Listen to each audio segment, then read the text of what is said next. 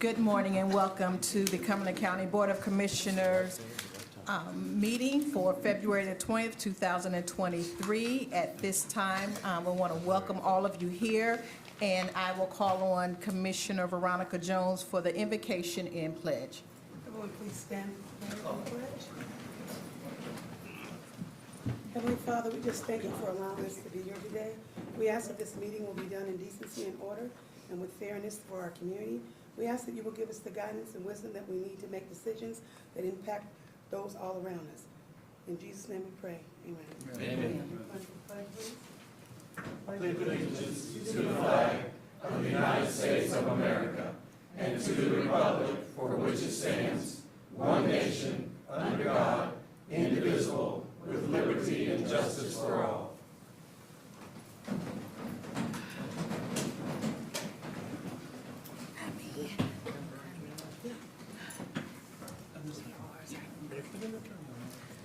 We would normally have the Fayetteville Cumberland County Youth Council members, but they are out of school today, so they are not here. So we will move on to our public comment period.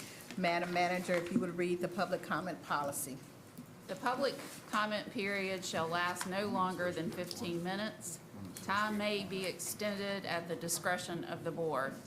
Each speaker shall have a maximum of 3 minutes until the 15-minute limit is reached. No time may be yielded from one speaker to another. Speakers will be acknowledged in the order their names appear on the sign-up sheet. Speakers will address the board from the lectern and begin their remarks by stating their name and address. Public comment is not intended to require the board to answer questions, and written comments may be left with the clerk to the board. Thank you. Do we have any speakers? We have one speaker, Jose Cardona.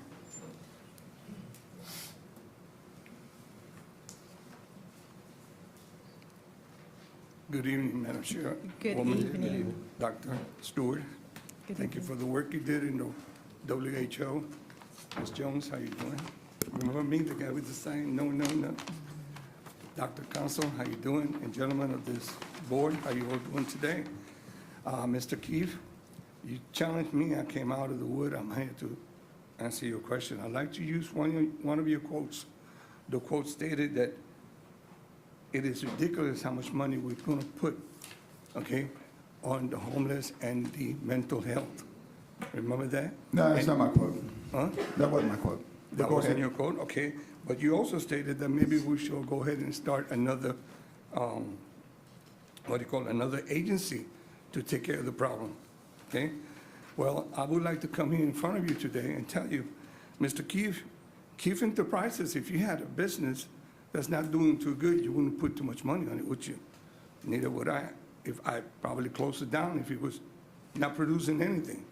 Well, that's exactly what's happening here with the homeless and the mental health.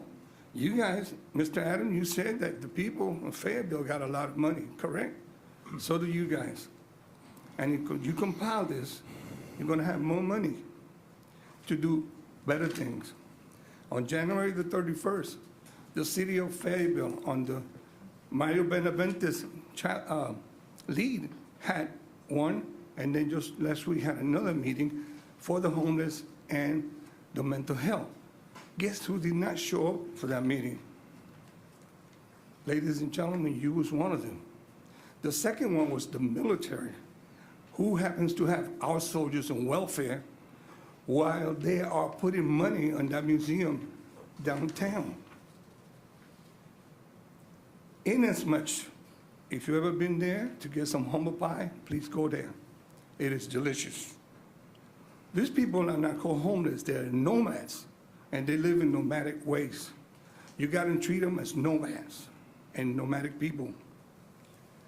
339,000 people, or in that, let's say 400,000 people you have in this city now, or in the Cumberland County, okay? It's gonna get worse because everybody heard about the gravy train that's coming out of Fayetteville. I believe you should put an agency, but you should put an agency together with the city of Fayetteville and you guys, okay? And maybe get somebody else from the outside to come take care of this money that you have. If you were to give $3,000 to every 400,000 people, you still have millions of dollars left over to take care of the homeless and the needy. Please look into that problem. And I thank you for having me. Thank you, Have a sir. good one. We will now move on to approval of the agenda. I'm sorry, we have closed the public. No other speakers. Okay, there are no other speakers, so at this time, we will close the public comment period. Now we move on to the approval of the agenda. Madam Manager, are there any changes to the agenda? We have 3 changes tonight. First, a revised resolution was mailed out to commissioners Friday on item 4D. A paper copy is also at your place. On the consent agenda, please remove item F1, but only part of F1, the budget amendment B2. F1, I don't I don't have an F1. There is no one. I don't have a. yeah, it is within the memo. It's not listed on the agenda. So there are 2 budget amendments for item F. I need you to remove number 5230214.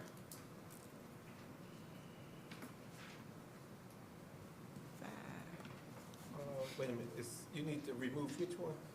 5230214. Can you read that to us? I don't know. I can't get it. What is it? What is it? Because it's not in, I mean, it's not on our screen, I'm and it's sorry. not on the printout. B2, did I not say? B2. You said F. F2. I'm sorry. Yeah, okay. The budget amendment is B2 30214. It's item F on the agenda. Okay. 2F. Okay. 2F, okay. This says approval of budget ordinance, correct, for February? Yeah, approval, it has 2 budget amendments. I need you to to remove the first one. Animal services? Yes. Okay, I see that Okay, I see it too. one. Okay, Yeah, right there. from the best friends That of agenda. Friday Green. Somebody has taken mine. Okay. Yes, it's this one. Please. Animal services. Okay, Perhaps it was me. all right, Got that? got that. All right, then the final change is we need to add a closed session to discuss items of attorney-client privilege pursuant to NCGS 143-318-11A. Madam Chair, I move to approve the agenda, taking out B21 and adding the attorney-client privilege 143-318-11A. A second. It's been moved and properly second. All those in favor? Unanimous? We'll now move on to the consent agenda. Move for approval. Second. It's been moved and properly second. All those in favor? Unanimous? We will now move on to our public hearing. Madam Manager, if you would explain the Board of Commissioners procedures for public hearing. Yes, Madam Chairwoman. Tonight, we have 2 public hearings. The first is for a text amendment to the Cumberland County subdivision and zoning ordinance to update and revise standards associated with 0 lot line developments and to create standards for variable lot residential development. The second public hearing is zoning case 220072, which is rezoning from B6 residential district conditional use zoning to R5 residential district conditional zoning, or to a more restrictive zoning for approximately 20 acres located off Celebration Drive east of Chickenfoot Road. So the guidelines for the public hearing are as follows. Arguments by the proponents and opponents shall be limited to a maximum of 10 minutes for each side. If arguments are presented by a group representative, his or her presentation will be limited to a maximum of 5 minutes, and a maximum period of 2 minutes shall be allotted to each additional speaker thereafter, which may be yielded to the group representative until the 10-minute limit is reached. If there is no group representative, each speaker will be allotted a maximum of 3 minutes until the 10-minute limit is reached. Rebuttals will only be permitted at the discretion of the chairwoman with a maximum of 1 3-minute presentation by each side. And now Planning and Inspections Director Rawls Howard will provide a brief overview of each case before each public hearing is opened.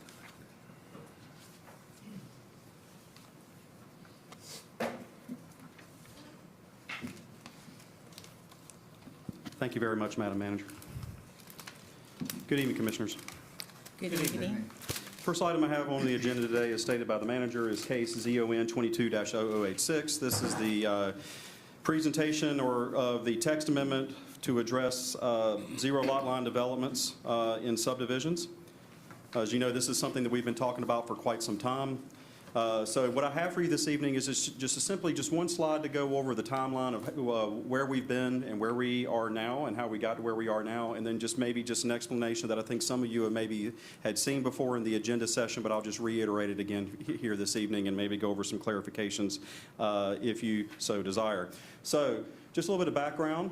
This, as I said, has been talked about since June of 2022, when the Board of County Commissioners requested staff to review the zero lot line standards and to come back with options for an amendment. We brought that back in October of 22. At that point, the Board of County Commissioners asked staff to receive feedback from the Planning Board and the development community on those proposals. Staff, of course, took that direction seriously and then proceeded accordingly. We went to the November 22 meeting to present options. We actually received Home Builder Association feedback and information, and we presented all that to the Planning Board at that time. We went in December of 22 and presented it back. We presented the feedback to you as a board and the options to you as a board. At that meeting, you gave a tentative, somewhat of a head nod to staff to go ahead and move forward, but you directed staff at that point to please take it to the Planning Board to get an official review and comment and approval. Which we, of course, did as staff.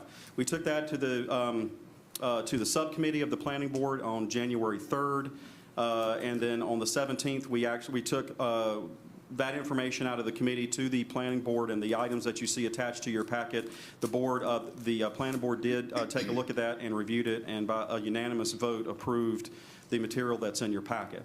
So also, before I get started, I would also like to recommend Mr. Stan Crumpler, who's the chairman of the Planning Board, who's in the audience with us this evening. So the proposal, again, is to just build this up a little bit, is just to change the definitions in the subdivision ordinance. We took a look at an older subdivision ordinance back some decades back, and they actually had this concept of variable lot residential development at that time. So we had a point of departure that staff had worked with legal as well too, to modify the zero lot line development and to remove single-family uses out of this standard. So we are essentially, we're putting the variable lot standards back into the subdivision ordinance with some updated language. First and foremost, we're updating the definitions. And so I added the section toward the end because we do have, since we don't have one ordinance, we have two, so we have tentacles that are associated with each. So if you change one or something in the subdivision ordinance, we of course have to change that in the zoning ordinance as well too. So the zero lot line development, we changed the definition, as you can see in there. We took out the single family references in both the subdivision and the subdivision ordinance as well. So with your vote, if you decide to approve it tonight, we'll be changing both of those ordinance with this action here. And we're inserting the variable lot residential development definition back into the ordinance as well. We're putting it both in the subdivision and the zoning ordinance as well. So some of the things that we had talked about that we took to the planning board, which they endorsed, is that the original concept had only required that, public water and sewer had to be required for this type of development. We did put an allowance in here to allow for well and septic if it was feasible or you're able to get a well and septic on your property. So that language was put into the ordinance that you see before you this evening. If you know anything about zero lot line, the way the zero lot line works is that it's a gross calculation over the total amount of land that you have versus how many units or the square footage can go into that gross total. That gives you how many lots you can have on the property. So we have changed the lot yield calculation with this particular standard to say that we're going to look at the gross lot size, so we're still starting from that as a point of departure for the conversation. We're taking out any of the wetlands, flood areas, and any of the water, minus 20% of the roads, and then we divide it by the minimum lot size for the district, and that gives you the total amount of lots that you're allowed to be able to have on your property. So, am I clear on that? No. Okay. Question, I'm sorry, Commissioner Keith. Yes, ma'am. Thank you, Madam Chair. It is confusing, okay, to me. So let me just ask a basic question. Are we talking now about a revision to the zero lot line ordinance, or are we talking about Celebration Drive? We're not- On this particular one? We're not talking about Celebration Drive on this particular one. Okay. So what you're asking for tonight is a variance. You're asking for approval of the zero lot line variance. No, we're asking for a text amendment which would get rid and change the zero lot line standards in our ordinance altogether.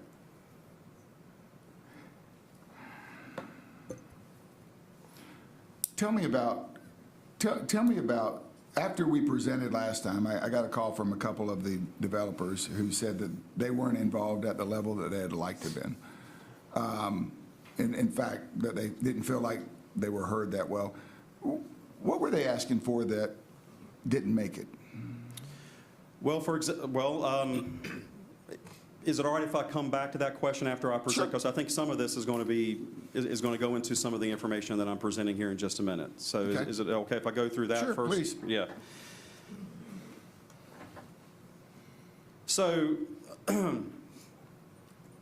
this optional development type would allow somebody to be able to reduce their lot size by 25% for the district that they're in.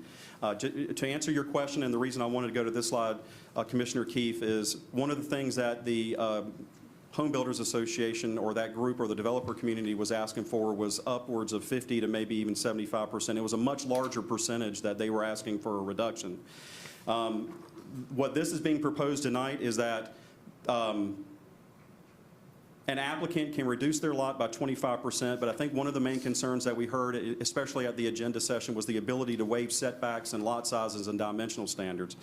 With this option, all the dimensional requirements of the district still have to be met. So you still have to be able to meet the setbacks of the lot that you're in and so forth. So the only thing that this contemplates was the ability to be able to reduce the lot by 25%. So again, just going back to what the ask was as a part of this whole process, it was, I believe, either 50 or even more than that percentage of a reduction.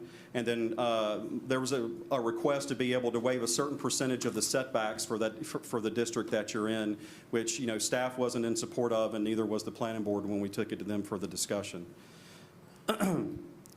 So the open space calculation, the open space that we calculate right now, there's a standard open space calculation for all subdivision types throughout the ordinance. And I actually have a slide, if you're curious about that, I can show you that. So as a part of the discussion and as a concession to the Home Builders Association, there was an ask as to whether or not that if we reduce the lots as a part of this type of development type, the difference of what you would otherwise be allowed to have, at first we proposed that you could not do a fee in lieu for that. But I think based off the discussion at the agenda session, we went back, staff didn't have a problem saying that we can be able to allow a fee in lieu for that particular type of open space dedication only for this particular type of development. So again, I have a slide here. I'll show you what that looks like here in just a second.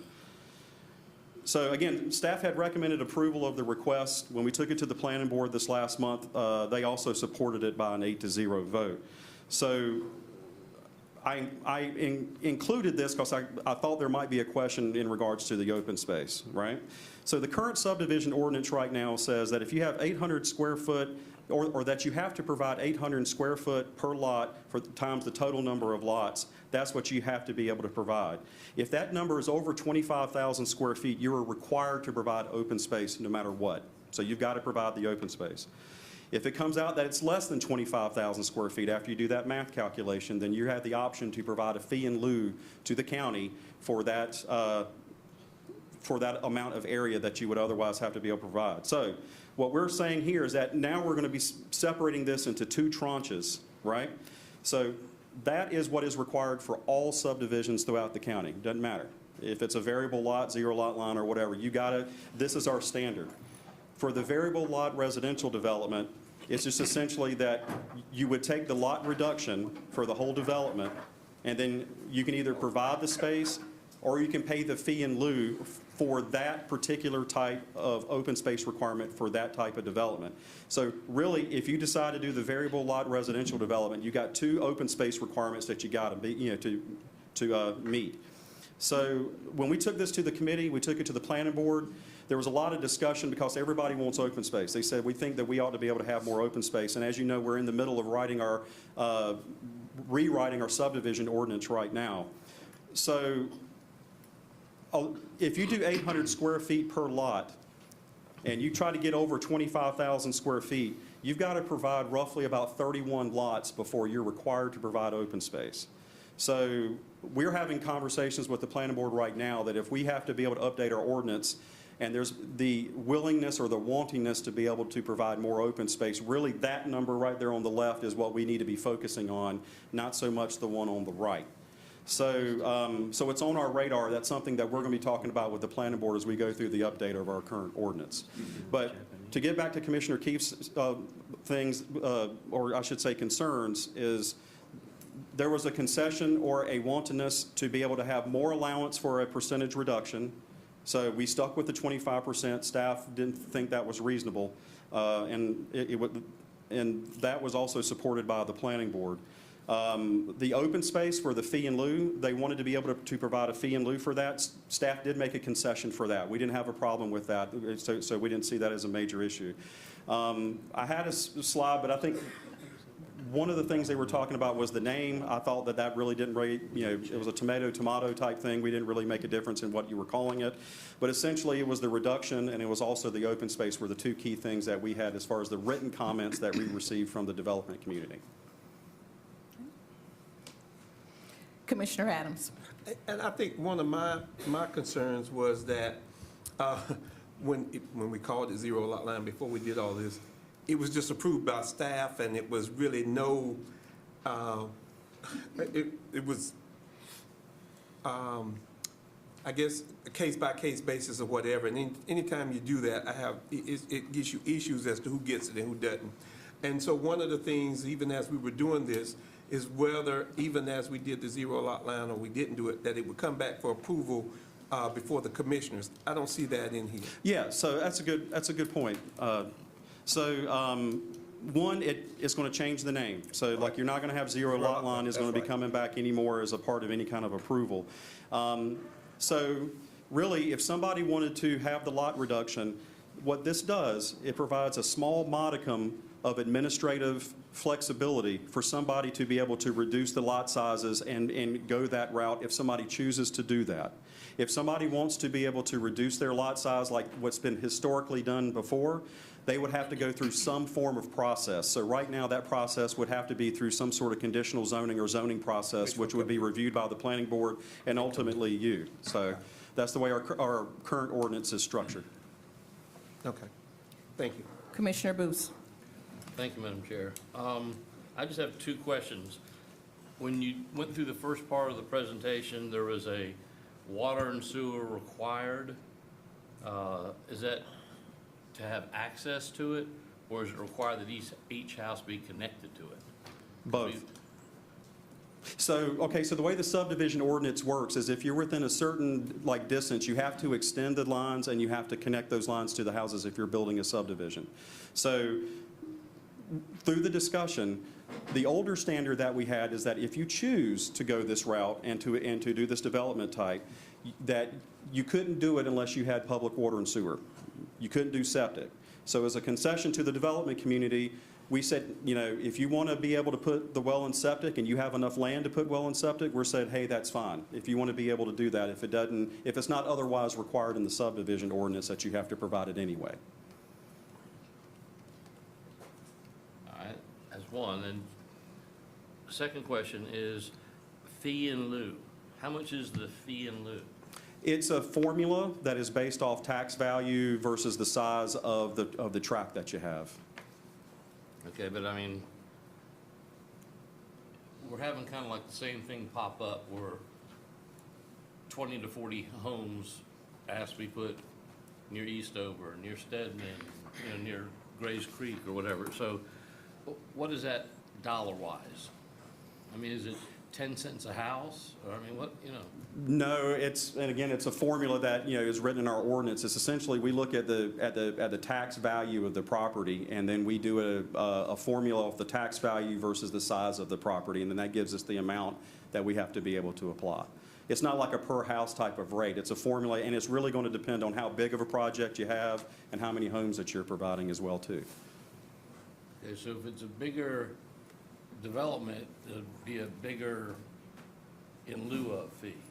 Well, so like the way that our current ordinance is structured is that this is based off the total number of lots, right? So it's 800 square feet times the total number of lots.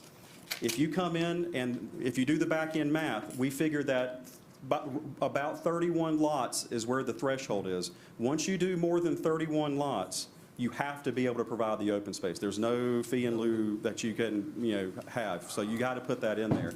If you're below that, if you do that calculation and you're below that, that gives you the ability to provide a fee in lieu if you choose to do so. You can still provide the open space if you want, but it gives you another option. Yeah, but what's the purpose of that? I mean, how does that stop wash off, drainage, drainage problems, stuff? Giving the county some money and then asphalting everything? That's just gonna be wash off, and I don't know what, that's what I'm saying, I don't know what that check's gonna do, because I have no idea how big the check is. Yeah, so the check goes into the Parks and Recs fund for the acquisition of new parkland. So when they pay for that, we put that into a dedicated fund that is used by Michael Gibson and the folks over at the Parks and Rec to start looking at. As that sort of kitty builds up a little bit, you can use that money to go out and purchase new land for parks, maybe in this area and other areas around the development. Thank you. Commissioner Keith. Thank you. Okay, so 800 square feet, you have 100 lots, you need 80,000 square feet of green space. Or what are we calling it? Open space, right? For the most, yeah, I mean, it's a formula. I'm just trying to do the math for everybody. You roughly need 2 acres of open space. 80,000 square feet. I would say, yeah. 43,000 is an acre. Yeah. So 86. Tell me, if they choose not to pay in lieu, that goes into the Parks and Rec Fund, and I'll ask the county attorney, is it required that that money in the Parks and Rec Fund be used in that area? It is in compliance with the master plan that's adopted under your master plan. Yes, it's supposed to be for parks in that. So not required, Not required. supposed to. Okay, As long as your plan requires it, it's required, but you adopt that plan. okay. Okay, so I didn't get a definite answer there. But right now it's required because your master plan requires it, but you Okay. don't have to have that in a master plan. That's what the plan you have now. Okay. And in lieu of, so a developer could in fact pay not to have open space? If they cross the threshold of the 25,000 square feet. Or they're required to put open, tell me some things that can be in open space. Playgrounds, I mean, so you can put playgrounds, you can put trails, you can. Retention pond? I think you can, I think right now the way the ordinance is written is that, but we are looking at we're trying to up that standard in the upcoming subdivision ordinance as to what we would like to see in the open space versus what's being put there. Mr. Howard, this is a complex issue, there's no doubt, because each development is unique in itself. Yes, sir. To Commissioner Boos's point, some are more susceptible to flooding than others that may need retention ponds, correct? That's correct. And then who's going to care for the retention pond, because there may be a need for a homeowners association. That's correct. Okay, so we continue on this path of this and that and this as we go forward. But almost every rezoning that we have up here, sooner or later, someone who is against the rezoning will talk about potential flooding. Absolutely. And, Yes, sir. you know, that's always a concern It's always- that we have to deal with. And everybody can bring an engineer up here to tell them, oh, it's not a problem. But it would seem to me that someone just being able to pay to get out of it, ultimately, the homeowner is going to pay the bill. And that's a But I good push point. for the so- open space. I mean, I think we. No, it's I don't, always- I yeah. kind of like the open Yeah. space, I mean, I don't okay? like I In lieu do. of. I don't- Yeah, but, You just you have that know, on the cost of the city used to have a thing that you could pay not to have sidewalks. Right. And all the In lieu of. developers paid not to have sidewalks, and now we don't have sidewalks. So, okay.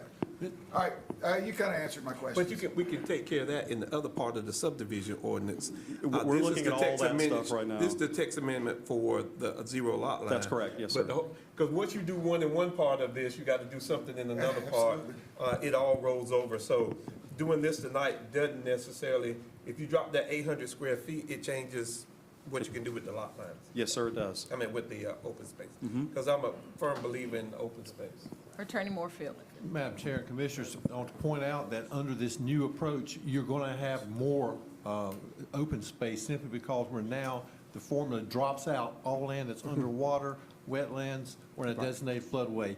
In the current ordinance, the old ordinance, those were all counted, so everybody used a retention pond as open space. That's right. You can still make a retention pond open space, but you're going to have more open space because it doesn't count for the calculation of the open space you need anymore. Are there any other questions? Since we're, Commissioner Fairclough. thank you, Madam Chair, since we're into these weeds, I just want to ask a quick question, just came to mind. If the option is for the open space, who takes legal title to that? And that might be a question for the attorney. Who has, if it's 2 acres out of this subdivision, who has title to that property? Under our ordinance, all open space has to be deeded to the homeowner association. Right. Which is in every does lot, that make- and every lot owner is a member of the homeowners association. So that makes homeowners association a requirement then, if you have open Yeah, space? if you're doing a subdivision that has open space, yes, yes, sir. Therefore, a homeowners association. Homeowner, yes, sir. And that's also just given the fact that state rules say about the stormwater pond retention. That's not a Cumberland, that's a state requirement. And if you do a stormwater pond for all of the subdivisions come in, that's also going to require a homeowners association that has to be there to maintain that. So, Wow. yeah. Another level of government. Always. Just what we need. Are there any other questions? Okay, we will now move on to, Open the public hearing. right, to our public hearing. Madam Clerk, are there any speakers? There are no speakers for this public hearing. Okay. We will now close the public hearing. I have a question, Madam Chair, if I may. You- How is this public hearing advertised? Because I'm kind of stunned there's nobody here. Maybe they talk to them really good. There's a copy of the There's ad a- in there. I An saw ad it. where? Where was the ad from? I don't know, there's a copy of it in here, though. Interesting. I mean, I'll tell you when I get Yes, it. that we're trying to establish partnerships and to get feedback. But they knew this was on, I mean, we've talked Yes. to the home, to Lone Leaf, I know they called me. Yes, sir. And the developers and all of them knew, and it was at the planning board and all of that, so. Yeah, we only had one person show up, period, for the planning board meeting where this was heard. Right. Right. So I know that I got some texts from them and everything. Okay. I will now call, I'm sorry, Commissioner Booth. I was nodding my head on everything you said, because they do know about it, because they're building it. It's the people that are around the corner. How did they know about it coming in? You know, the builder that's building it, he knows about it all the time. I mean, so, yeah, they all go, oh, yeah, we got our notice. But- We shared it with the Realtors Association, yeah. But you know, they were the ones who came in here and had 50 people Yep. come and talk to us, and this is why it actually started through them and not from those other folks, so. Okay, now I'm going to call for a motion regarding zoning case 220086. As to that zoning case, I move to approve the text amendment and find the request consistent with the 2030 Growth Vision Plan, because while specific land use plan policies do not address an update to the county's subdivision or zoning ordinance, a current ordinance that's in compliance with state statute allows the county to continue to provide efficient and effective services to achieve goals laid out not only in the 2030 Growth Vision Plan, but all detailed land use plans within the county. Approval of this text amendment is also reasonable and in the public interest, as it is an update to clarify the standards and review process for the public. Second. It's been moved and properly second. All those in favor? Voting in favor, Commissioner Jones, Commissioner Fairclough, Commissioner Council, Commissioner Stewart, and Commissioner Adams. Voting in opposition, Commissioner Booth and Commissioner Keefe. Thank you. Madam Manager? The next item, Mr. Howard will also present is a rezoning case. Thank you very much, Madam Manager. So this is case ZON 22-0072. For those of you that might recall, this was a case that the board did hear, I think back in December. There was a vote that was 3-3, and the call at the time from the county attorney, if I recall, was that entitled the applicant to come back within the year period. So we are back with the case here this evening. You can see highlighted with the star up on the map where this case is. It's off Chickenfoot and Celebration Drive down in the southeastern area of the county. The applicant owner, or the owner, is Withers and Ravenel for Carolinian Properties. The request is to go from R6 CU residential conditional use to R5 CZ conditional zoning. The intent is to put 264 multifamily dwelling units on roughly 20 acres of land. You can see what's highlighted on the map. Actually, I might just go to the color one here. This gives you a little bit more blown out of where the site is. It's the site that's highlighted with the red crosshatch that you can see on the screen above you. It sits right next to the Grace Creek High School. As you can see, this is Celebration Drive here. This is Chickenfoot Road that runs north and south, as you can see. This is the Cypress Lakes Village subdivision to the north. I believe that's the Bridlewood subdivision that sits off to the west, and then that's the Gulberry Farm Elementary School that you see out here. So you can see that in general it sits at a commercial node with a doctor's office and an animal hospital and a pizza restaurant sitting on the corner. It sits just outside the Hope Mills town limit. This is the zoning that you see out on the property. So for the most part you see a mix of A1, R10, and then this site at one point was part of a master plan development that was associated with this O&I and the CP that you see to the west. This since then has been broken out. So we do have a prior approval for a certain number of units on the site as it currently stands already. And I'll go into that here in just a little bit about what that is.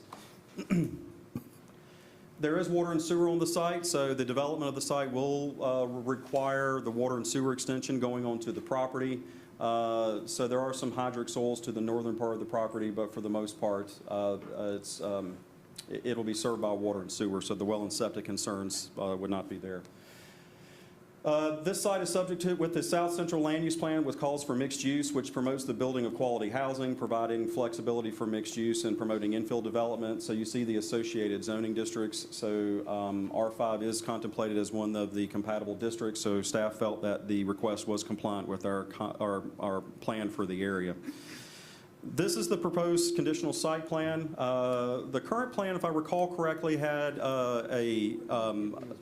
basically 9 buildings. This proposal is going up to 11 buildings with 264 units, 40 garages. You can see a pool house, clubhouse, and so forth. The site itself in this particular map is turned this way. So as you noticed by the map before, it is a north-south running type property, but for the purposes of the presentation, it is going sort of east and west. But the main access would be off the Celebration Drive here, and with a secondary road access provided for emergency access as a part of the first request. If you recall, this was proposed to be a fire access or dedicated fire access which sits across and would be as a T intersection for Byerly Drive, which sits over here.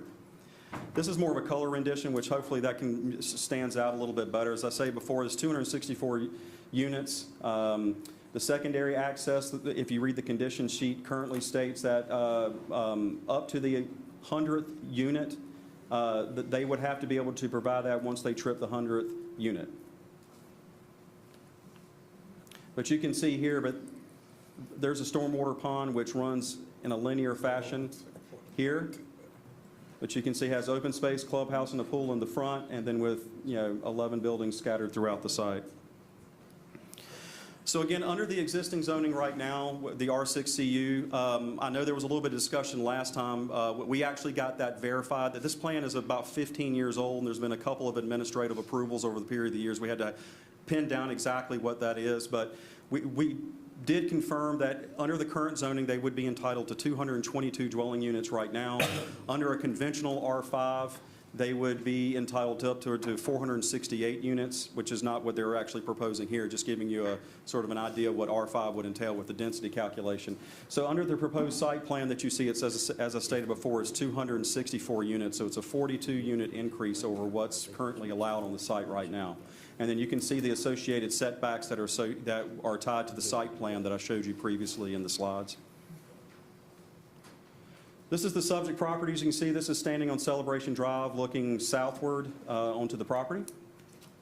This is the west view on Celebration Drive with the property immediately on the left-hand side. You can actually see the zoning sign, which we put out as required by state statutes for public notification. And of course, that's our folks. I tell them you can't stand in the middle of the road, but that's what they're doing. So this is looking across the street up into Cypress Lakes Village subdivision, standing on the site looking north. Again, this is just a different view off of Chickenfoot. This is not immediately on that site, but we did cite the site off of Chickenfoot by putting a sign on Chickenfoot for public notification. So when this came in, staff had, we supported the request. When we took this to the planning board, they had recommended denial by a 9-0 vote. There was a lot of really spirited conversation in regards to traffic and the idea about the schools and school overcapacity, or I shouldn't say overcapacity, the capacity of the schools that are currently right now. So based off of that, the planning board had recommended denial of the request. That's all I have. If you have any questions, I'll try to answer what I can. Commissioner Adams. I just have the one question, because just to make sure I have some clarity, because, I'm not into that one way in and one way out. And it seems as though you said it was only going to be dedicated for emergency. The way that this condition request is right now, yes. I believe the applicant has some ideas about how to handle that, but I would prefer to let him speak to that. I hope so, because if that's always a concern. It happened up at Kings Grant. It happened at a couple other places, that they get stuck in there and those folk can't get out, and a hurricane comes or whatever comes, and we have major issues. So hopefully that's just not a dedicated road for emergency purposes. I always tell you that a one way in, one way out gives me concern. So I just put that out there. Right. Commissioner Keith. Thank you. So, Rawls, I know this was only a couple months ago, but that 222, had that number changed? Was it? It was 218. We had to go back and be able to look at it. So like we had mixed numbers at the very beginning, as I said, because we had an old plan. This thing's about 15 years old, and there were a number of changes over a period of the years. So we had to go back and look in the record a little bit more specifically. But we did confirm, and we confirmed that with the applicant, that it is 222. Okay. And why are we even talking about the R5? I mean, because it's not R5. So why are we putting that 468 in there? It's just to give you an idea of what R5 would look like if it was approved. So, I mean, it's going to an R5 conditional zone request, but. So R5 doesn't matter. Yeah, but R5 doesn't really, it's not really in the equation, right? I mean, not really. No. Okay, so. It's not. I just didn't want anybody to fixate on that number because it's not a true number. I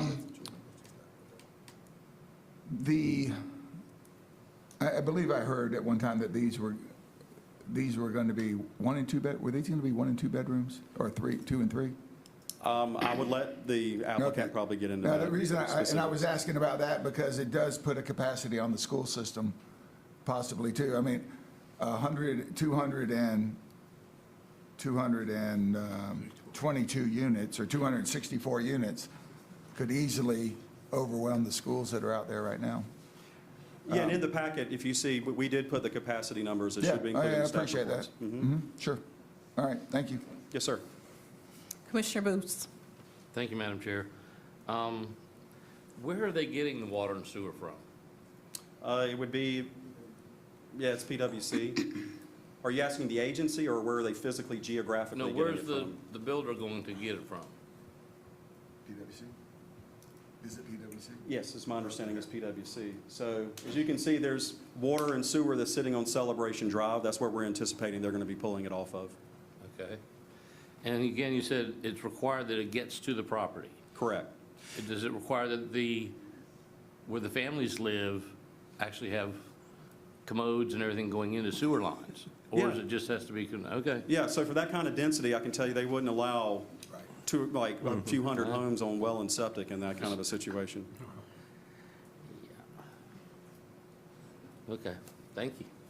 Are there any other questions? You know, you gotta have some water and sewer, We will open the public hearing now. Madam Clerk, are there any speakers? There are 12 speakers. Okay, given that there are 12 speakers, we will move Which in side? favor or, We have 5 in favor, Okay. 7 opposed. Okay, then that's how Okay. you gotta develop. all right, then with the number of speakers that we have, we will move to 2 minutes per speaker. Okay, you call your first speaker. Our first speaker is Lofty Smith. Madam Chair, all the speakers have yielded their time to me with the exception of Lisa London. And so I just want to be clear on. Use the microphone, okay, so everybody can hear. All of the speakers, Lofty, Casey King, Watson Kavanaugh, have yielded their time to me. And Lisa London is going to speak. So I just want to get clear around the amount of time. It was my understanding that when there's a group speaker, it's 5 minutes, and then the remainder of the folks, the proponents, get to have up to the remaining 5 minutes. Under the rules, if everybody has designated the 2 minutes, I think the chair allowed you to get 8, and then the one who did not designate time would get 2, for your side. Okay. All right. Wait a minute, you can't yell out. When we have, the time is only yielded a maximum amount of time. Would, read the rules again. If arguments are presented by a group representative, his or her presentation will be limited to a maximum of 5 minutes, and a maximum period of 2 minutes shall be allocated to each additional speaker thereafter, which may be yielded to the group representative until the 10-minute limit is reached. Okay. Mr. Charleston, you will have 8 minutes. Thank you. And Madam Chair, is it possible to reserve, of that 8 minutes, reserve a minute for rebuttal? No, use your 8 minutes.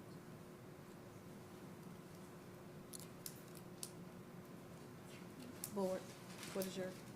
Typically, what we've done, if a commissioner asks a question of either side, they get to answer it. Okay. Okay. Great. Well, I'd like to start out by saying good evening, Madam Chairwoman, and to the members of the Board of Commissioners. I'm Jonathan Charleston. My address is 201 Hay Street. I'm here this evening on behalf of Carolinian Properties, which is the owner of the land at issue. The one thing that I wanted to point out of the gate, Vice Chairman Adams, is that the proponent, the owner, accepted your recommendation that the access on Chickenfoot would be a main access, just like the access on Celebration. So it won't be an emergency access. It's going to be a full and complete access on both sides. So I wanted to make sure that that point was clear as well. So, as we stated earlier, this request should be approved among other reasons for the following. One, the county's South Central Land Use Plan calls for mixed use at this site. And the development and all the planning has been around the fact that this board has not repealed the South Central Land Use Plan. It's the law in North Carolina. Two, the recommendation of the planning staff says 2 things. One, that the owner's application meets the county's criteria for this location, and that the location is compatible to and in harmony with the surrounding land use. There are a couple other points that I think are instructive. One, there is a shortage of multifamily in Cumberland County. This would fill that need, and talking with one of the folks, the citizens that were here tonight, I want to point out, this is not affordable housing, this is not low-income housing. So for the residents that have been told that, this is not the case. As Mr. Keith asked, and Mr. Booth, I believe, PWC water and sewer is what's going to be hooked up, so there won't be flooding issues, at least to the extent that we got water and sewer to contain the storm water. Might also mention that this location will have a management office, a swimming pool, clubhouse, trails, resident garages to accommodate the residents there. As stated earlier, the subject property is currently zoned R6 conditional use, and under this zoning classification, 222 units could be constructed, just as it stands right now. However, the design of the development would be more conducive if it were allowed to be developed to the 264-unit standard, 11 buildings. The rezoning to the R5 conditional zoning, residential conditional, will allow the developer simply to increase the number of units. Now, we had a lot of discussion back in December about traffic. I'm going to have Ms. Lundeen come up and speak to that issue, but really what we're speaking about, ladies and gentlemen, is the differential of the traffic caused by 42 additional units of 2-bedroom, not 3-bedroom, but 2 bedrooms. And the standards, the data, and the rule of thumb in the U.S. is that mostly 2-bedroom units are for singles and couples. Rarely do you find families in 2-bedroom apartment units. As currently contemplated, and I believe Mr. Booth asked this question, it's anticipated that there will be 60 one-bedroom units, which will be 22% of the development, 174 2-bedroom units, that will be 65% of the development, 65.9%, and 33 bedroom units, or 11.4% of the total development. Again, 60 one-bedroom units, typically no children or families in those, 174 2-bedroom units, typically singles and couples, and only 33 bedroom units, which represents 11.4%. And again, I want to be clear, because Commissioner Adams raised this question in December. There will be a conversion of the temporary access road to a permanent access road, so there won't be a main entrance. There will be 2 entrances, one on Celebration, the other on Chickenfoot Road. And so what I'm going to do at this point is speak just for a second about traffic, then I'm going to let Ms. Lundeen come in and bring up the rear on that. As stated at the December meeting, there were concerns expressed regarding traffic. What I will say tonight is that the engineering studies that were done calculated the trip generation, anticipated site traffic assignment, and analyzed the traffic conditions of the roadway network surrounding the proposed site. Based on this analysis, the existing roadway network provides adequate capacity to accommodate the proposed site traffic, and the development is expected to have a minimum impact on the surrounding roadway network. This is confirmed by North Carolina Department of Transportation, not the developer, but NCDOT confirms the same thing.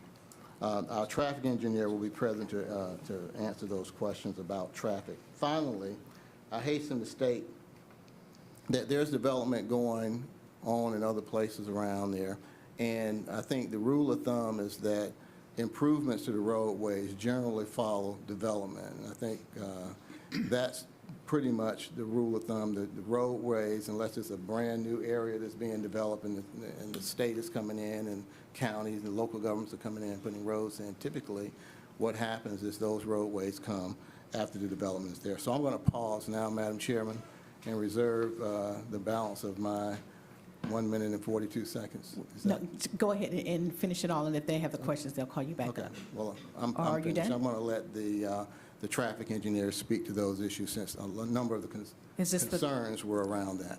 Is this the second speaker? Yes, Ms. Lundin. Okay, thank you, Mr. Charleston. Thank you.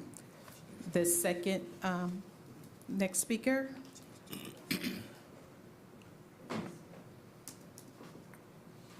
Hey, good evening. My name is Lisa Lundin, and I'm a professional traffic engineer at Exalt Engineering, and we perform the traffic study for this proposed development. And in our traffic study, we did look at the trip generation, the site traffic assignment, and the existing traffic Get closer conditions. to the mic. Some people can't, it's kind of difficult to hear if you speak just a little bit louder. Sure. We did look at the existing traffic conditions surrounding the proposed site, and it's important to note that since this is a rezoning case, with the additional 42 units, it's only expected to generate an additional 288 daily trips, 14 AM peak hour trips, and 19 PM peak hour trips. And that 14 trips in the morning equates to about one vehicle every 4 minutes, and in the PM, it equates to about one vehicle every 3 minutes. And based on our analysis, the existing roadway network does provide adequate capacity to accommodate the proposed site traffic, and it is expected to have minimal impacts. And I'm happy to answer any questions. Thank you, Commissioner Adams. Okay, so make sure I heard what I heard. Did you say that based upon what they could do, and this is the additional 40, that's what you did, not the whole thing? Is that what I heard? We did look at both, but I think Okay. that it's important to focus that the additional 42 is what we're here for. Well, but the rezone. what about the entire thing? I mean, an additional 42 is fine, but it's in terms of the entire traffic. Now, I do understand they can do that without coming in here to do that, but what is it in terms of capacity? If I was living there, yeah, the additional 42, but I'm looking at all of them. Sure. We did look at the whole thing altogether as well, and with all 264 units, it is expected to generate 1,768 daily trips. However, the existing average daily traffic on Chickenfoot Road is 15,200, but it does have a capacity of about 20,000 vehicles, and so it still is expected to be able to accommodate that additional traffic for the entire site. Okay, any other questions? Thank you, ma'am. Madam Clerk?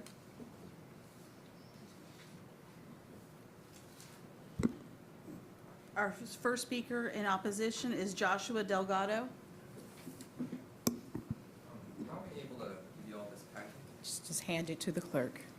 I apologize for the chicken scratch on one of them. I thought it was in the copy.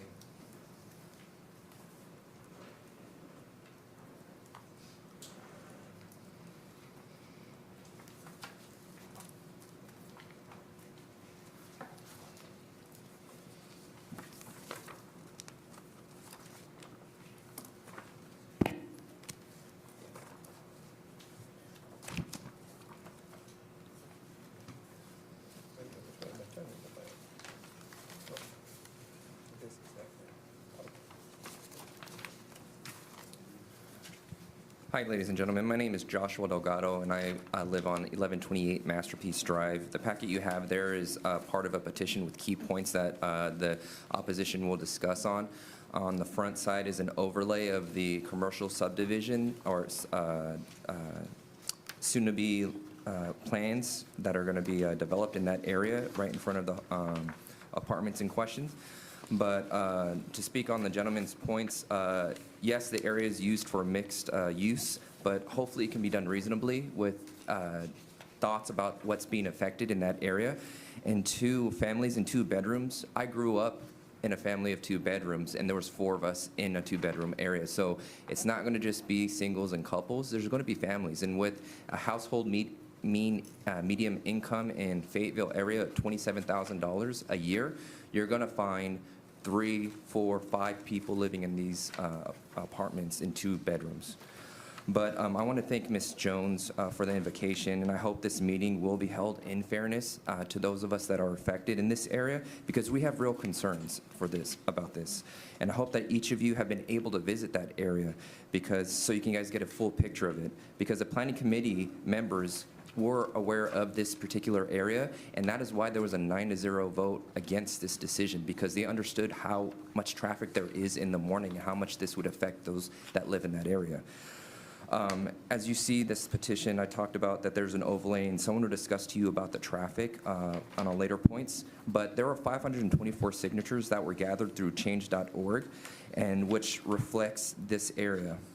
And I wanted to thank Mr. Keefe for making my next point, the mailing list. The agenda did not include all 305 households that are in this area, to include those areas that Braxton Farms and otherwise. It included about 90 mailing lists of homes. So that's why you don't see a whole lot of people here. Thank you, sir.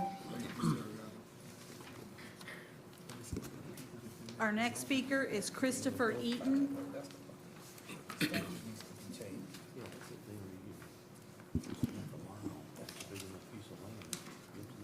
Just start, yeah?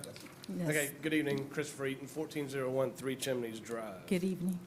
My question on the proposed site for multi-unit apartments on an already busy street used to access 3 neighborhoods and 2 schools. What are the rules for population density? Rules require two more points of ingress and egress where schools and neighborhoods share a single road. Grace Creek Middle and High Schools and 3 existing neighborhoods of the village are unique in that we only have one way in and one way out. I recently spoke to one of you and raised this scenario. God forbid something catastrophic happened at one of these schools. Celebration Drive is going to get shut down. 0 through traffic coming or going. At that point, if anyone in our neighborhood needs emergency help, no help's going to be able to gain access due to the events at the school. At best, that access would be greatly impeded. A saying that I use in the emergency services is, seconds save minutes, minutes save lives. Even now, during routine school events such as drop-offs, pickups, athletic events, dances, open houses, etc., traffic is greatly impeded. When we built our house, the plan on Celebration was to connect the Ham Road to Cypress Lakes Road, which would have been 2 means of ingress and egress for schools in our neighborhood. However, the splash pad and the playground are now in that location.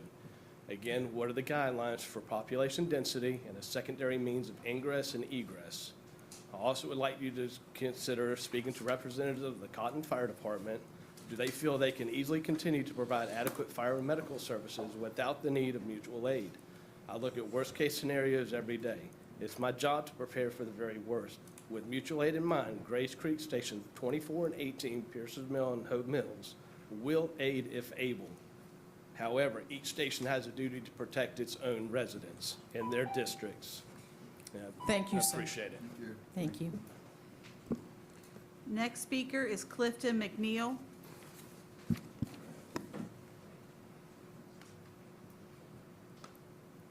Good afternoon. Good evening. Good evening. I live just south of that, and I apologize. I've been diagnosed with aphasia, and it affects my speech. I won't belabor the point. Traffic is a nightmare out there. I live on a piece of land that was part of an original land grant to my family from the King of England. There's never been anybody on it but McNeil's. And I won't belabor the point that the traffic and the school overcrowding is an issue. But I am opposed to it. I was not opposed to the first CP renovation because I feel like a person has a right to do what they want with their land. We own about 450 acres that we farm and control. And hopefully we can pass it down to our descendants, just like it's been passed to us. But I am concerned about the traffic and the development in that area. And our farm has become a buffer area. And I'm kind of like Kevin Costner on Yellowstone. I'm against progress, if you call this progress. Thank you, sir. I don't see Yellowstone, so I just heard about it. Next speaker is Jillian Earhart. Sorry about earlier, I'm very passionate, this is my home. Thank you for staying in spirited conversation. I wouldn't have what I have as a woman if I wasn't spirited. All right, I had a 3-minute presentation, so I'm going to talk fast once again to try to get this all in 2 minutes. I just want to make sure each of you have your packets first before Okay. I start.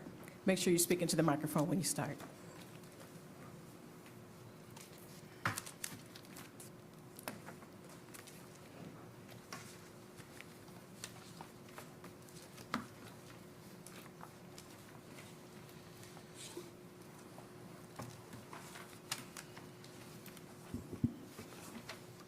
Okay, the first 4 photos of the pocket are the different wetlands that are back there. I included page 44 from the land use plan that shows the various species that are in that area and how they are unmarked for their own protection if they are an endangered species. I also have a picture of the bat houses that are along the high school property that I mentioned were an endangered species last time. You don't care about endangered species? Sounds good. Look at the attached map from the land use plan, which is page 8, which identifies this also, which shows you that the area is full of hydric soil, which is a major component, and it makes it very expensive to build there. So this is not a vote for 20 extra units. It's because they need those units to make this worth their money to build there in the first place. This is about greed and revenue for the company, not about what is best for that area. If you don't care about the development, you don't care about all that, sounds good. Look at the drainage pictures. There are different pipes and drainage systems that run through that property already. I also included a picture of the creek that runs along the back of the one housing subdivision is there that collects the water. That prevents from hurricanes and damage. If you don't care about the property or our homes, sound good. How is it whenever Grace Creek High School is flooded? How are those kids going to handle that? You can see the big ravine and pond that is next to the high school. The kids also use that for FFA, cross-county, all that stuff. On page 20, if you don't believe me, I found just walking through there that the Army Corps of Engineer already marked with red tape that it was a wetland. That's not my tape. I don't have that. It's in there. But yet the builders failed to acknowledge that in any form. Finally, I looked at each of your guys' bios, and I understand that one of you was a teacher and that you do a lot of work for minorities and you care about children in the community in Fayetteville State University. So pages 21 through 29 are school. There are over 2,291 minority children in this area and that attend these schools. That's over 50%. I also included the classrooms that show that they are oversized compared to Cumberland County and the state of North Carolina. You know who suffers when we bring in poverty and low-income families? I get it, the apartments aren't low-income right now, but you know that people that can't afford homes or good credit scores are usually who live there. So who's going to suffer when these schools are overcrowded? Schools are overcrowded. It's only exponentially going to get worse. I included page 30 of the land use plan, which shows that area has grown 95%, and there has Thank you, been Ms. Sawyer. nothing to help that growth. Thank you. Next speaker is Don Porter.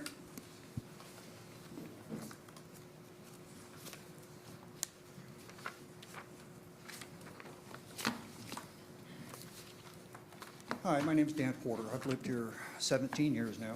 I live on 1233 Thistle Gold in Bridlewood. We have watched this community grow quickly. When we first moved in there, Chickenfoot Road was a 55-mile-an-hour speed limit. That's how light the traffic was. Today, it is 45 miles per hour. Unless you're prepared tonight to excise eminent domain on the roads adjacent to Chickenfoot Road, there is no place to grow. You have foot traffic right now that is exposed to the moving vehicles on that road. This is a walking, talking lawsuit when somebody gets killed. And there is no lighting on Chickenfoot Road to highlight people who are walking there in the hours of darkness. Now, I don't know if anybody's brought that up in the past, but there's no room. Now, learned gentleman here has stated that usually this grows after the development is put in. This has to be looked at before the development is put in. You have to have an infrastructure before you can build. If you don't have the infrastructure, it's going to collapse. It's as simple as that. And Heaven forbid something happens. We have been hit by Hurricane Matthew. We've been hit by Hurricane Michael. And it shut us down for the better part of a week. We could not get in or out. So, guys, I don't know what else to say. It keeps coming up. The Planning Commission, even you guys joke that you don't get a 9-0 Planning Commission. You don't get it. And we got it on this one. They said no, and yet we're still here. It doesn't make sense, guys. Thanks. Thank you, sir. Next speaker is Rob Earhart.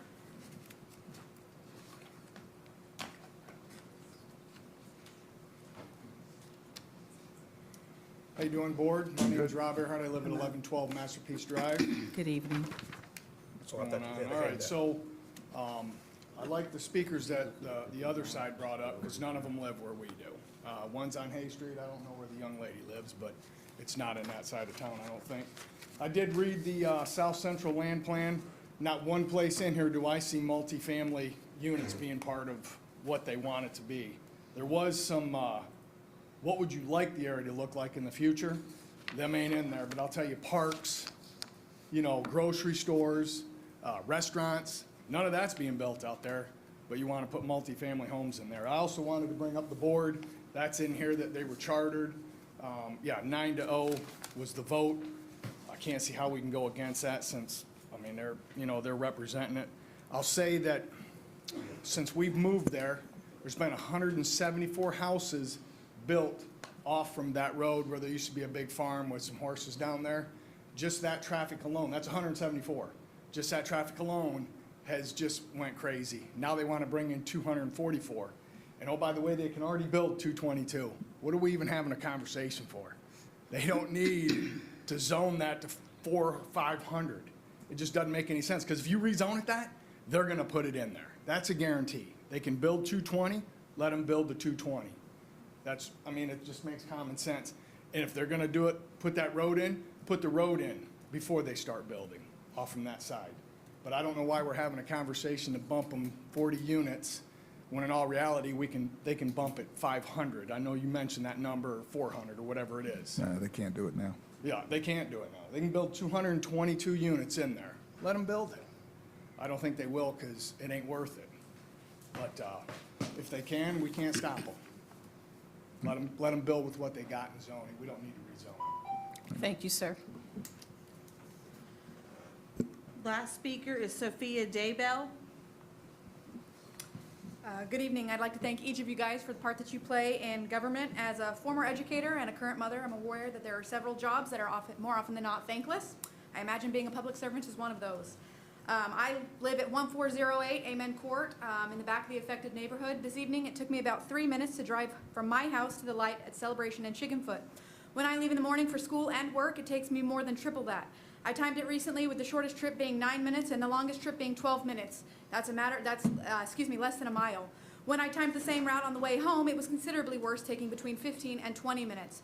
For the sake of argument, we can assume that every unit in the apartment complex, whether or not they're going to be 3-bedroom or 1-bedroom, will have at least one car. Adding into that morning commute would mean dumping an additional 264 cars onto an already busy and overcrowded street. Adding one car every 4 or 3 minutes, as she stated, from an exit that they cannot exit will compound for every single person who is behind them, not to mention the buses that are trying to turn and stop to let out children. There are also no local police stations to help with the increased traffic issues. Currently, we have to call the sheriff's office for assistance, as we don't have a designated police station for our area. There are also no additional traffic guards who are there to keep our children safe. On behalf of the cross-country team, they'd like you to leave the woods that are currently in practice and play a run-through and have community fundraisers in. Our schools are currently overpopulated. The numbers I think that are in there don't show. We just called earlier from the ISD Planning Department, and they are slightly higher than what is in that particular facility. So if we expected or believe that the development is going to grow, please look at Highway 295 Loop that was supposed to have been built 7 to 10 years ago, but is currently not going to be done until 2026. As somebody else mentioned, everybody here who is for this is from the developers, and as public servants, you guys represent us. You are our voice, and we are telling you no. Madam Clerk? There are no more speakers. Okay, at this time, we will close the public hearing. Commissioner Jones. I'd like to make a motion on this particular zone. In case zone 220072, I move to approve the zoning request from RSCU Residential District Conditional Use to R5CZ Residential District Conditional Zoning and find that the request is consistent with the South Central Cumberland Land Use Plan, which calls for mixed use at this location. The board finds the request is reasonable and in the public interest, and it is in with harmony with compatibility to the surrounding land, use activities, and zoning. Is there, I'm sorry. Madam Chair, since the conditions that are stated and have been presented to the board don't state what the developer has said, the developer, through his attorney, has provided a written statement that I need to read to make sure that that's understood to be what the record is that you're voting on. And that is in zoning case, zoning ZON 22-072. The developer agrees that condition 2B describing the emergency access is amended to read that the access to Chickenfoot Road shown on the plat shall be a full access public street to be constructed in accordance with the subdivision ordinance requirements. And Mr. Charleston, That's in his motion. Mr. Charleston, that is your statement? That is correct, and an additional condition is the additional units will be limited to two-bedroom, no threes. With that, I will second that motion. Commissioner Keefe. Sure. So Ross, right before this meeting, first of all, lots of good points over here, good discussion, but before this meeting, we talked about areas in lieu of and all this. Would it fall under this? No. Okay. Well, I see 264 units times 800 square feet each would be almost 5 acres of open space that it would require. Or payment in lieu of. Do you know what that number would be? Well, it wouldn't apply because our current standard only applies to subdivision of lots. So this is a, Okay. yeah, so. All right, let me go to my second point. So the answer is they wouldn't have to. Right. Because it's multifamily, right? Okay. But multifamily does require schools, roads. It requires fire protection. And right now this is an unincorporated area that requires volunteer fire departments that are paid by single-family dwelling, not so much because apartment buildings and multifamily are assessed on a different scale. So they'll be needing all the emergency services every time that they come through there from a volunteer fire department as opposed to a municipal fire department, but they won't be getting the funding for them at the rate that they would if these were single-family homes. So this is a lot out there. I mean, you know, I haven't done the numbers, but I'm sure they have. We're talking about 20 extra units. Right now, everybody else we're asking to go in lieu of or green space, and we're not asking them to do it. We already know that there's some traffic situations out there.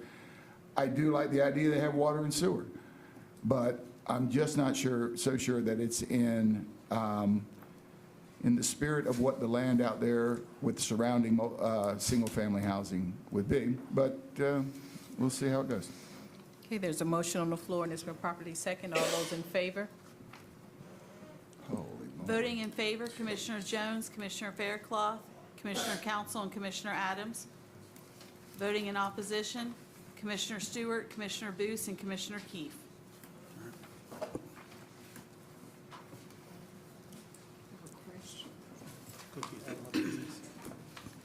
Thank you very much.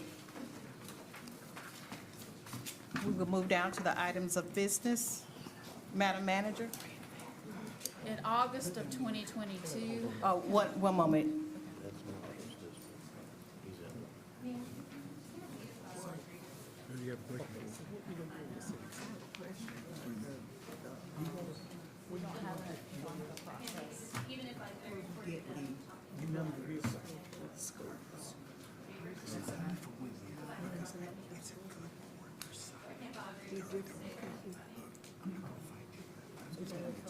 I'm not aware of the statute that will allow you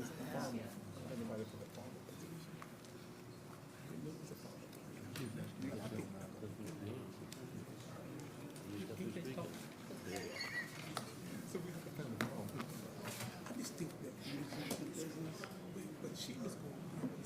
Okay, Madam Manager.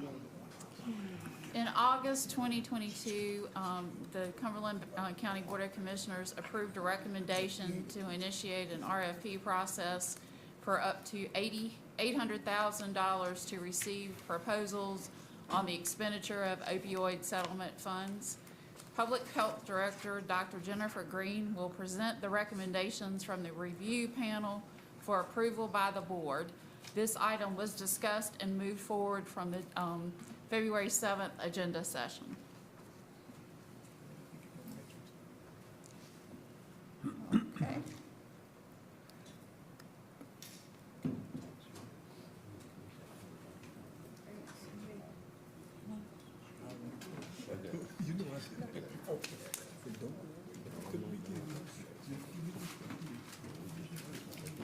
Well, not as tall as everybody else. Good evening, Commissioners. Good evening. So in the interest of time, I have there are two items for approval. One is a budget ordinance, and then one is a budget resolution. But before we do that, I want to give a quick update that we learned late on Friday about some additional opioid settlement dollars that are coming. And we'll come back before you next month to share more information about this, but I wanted to give you a heads up that this is coming. So Attorney General Josh Stein announced $21 billion in new opioid settlements. We mentioned this during the agenda session. These are the lawsuits as a result from CVS, Walgreens, Walmart, Allegra, and Teva. And the Cumberland County allotment is forthcoming. What is required to accept these dollars is a revision to the MOU that you already signed, and it's called the Supplemental Agreement for Additional Funds from Additional Settlements of Opioid Litigation, SAF for short. So we will be requesting that you sign this resolution to accept the Wave 2 opioid settlement dollars. The deadline for this is April 18th, so that means we'll be back before you in March in order to meet the deadline, the April 18th deadline to accept those funds, and we anticipate that those dollars will be dispersed in the second half of 2023. So we'll be back before you with more information as we get it from Attorney General Josh Stein. So I'm going to skip some of this history part of it because you all have heard this before, and Madam Manager gave you some history about what we came before you in August. So I'm going to skip straight to the recommendations, the funding recommendations from the review panel. So the first recommendation from the review panel that we convened was for $200,000 for Carolina Treatment Center.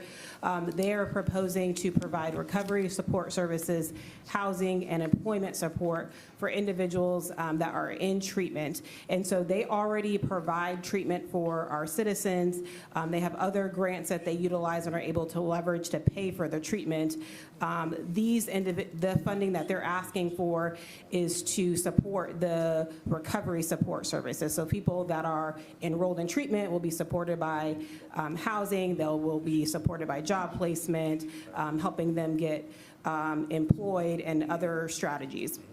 They have several, their focus is particularly on those that are involved with the detention center, with a real focus on equity, and for those that are coming out of out of the detention center, and then other people that are involved in their program. So they have a list of metrics that they included in their proposal, but I have a sampling here for you.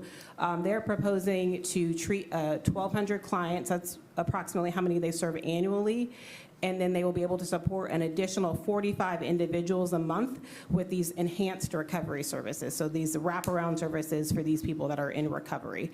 Some of their targets and their metrics, they are going to track the number of people that are stay in treatment by, in the recovery world, we use a metric of 30 days, 60 days, 90 days, and then beyond, so up to a year and beyond.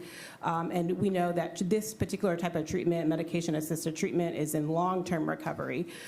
So they're proposing, in addition to increase This is called a composite metric. It's a recovery capital index score. So every new participant in the program will get screened for this and get a baseline score, and they're proposing to increase their score. And the increase in the score is really based on how adherent they are to their treatment. Do they have a job? Do they have housing? Do they have peer support? And they're proposing to increase this overall capital index, recovery capital index score. So that's $200,000 that the committee recommended for Carolina Treatment Center. The second recommendation is for Myover Reese. That would be $200,000, and their aim is to increase the number of increase housing availability for those that are also in recovery. Currently, they are making sure they want to expand the number of beds that are available for both men and women. They are proposing to serve 42 clients over a 2-year period. And again, this is long-term recovery housing. And they're going to track a number of metrics, including the number of beds that they have available for both men and women. And they want to increase the number or the percentage of people that complete their program to 50% by year 2. In addition, they want to make sure they're increasing the number of participants that are employed, that are completing recovery and then are employed. And again, their focus is on the uninsured, the underinsured, and those that are non-veterans because they have another funding source for veterans. The next recommendation is for North Carolina harm reduction. That's $199,990.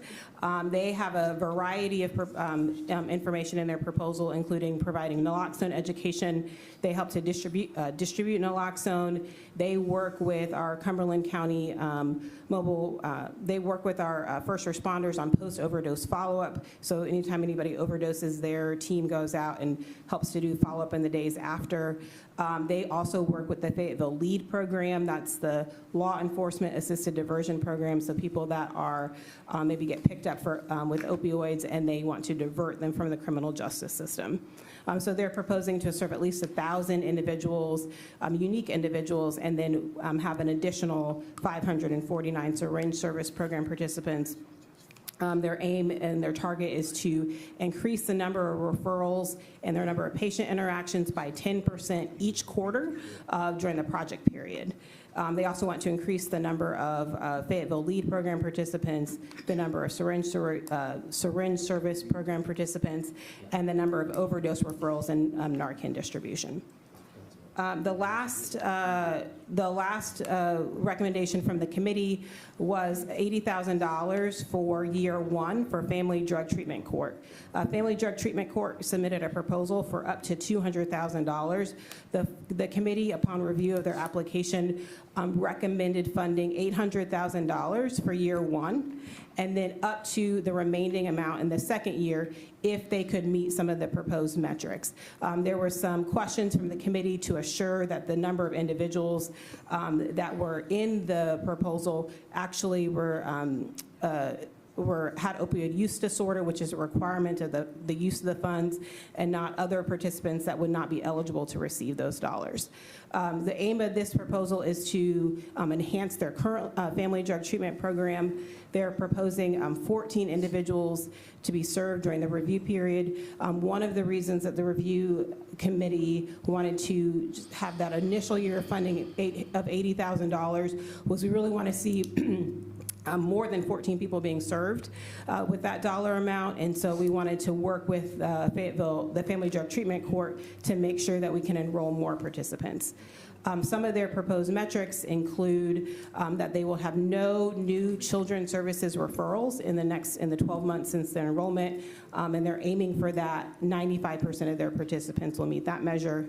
Also aiming that 95% of their participants will have no new relapses in 12 months of the program, and that 95% of them will have no new complaints after they enroll in the program.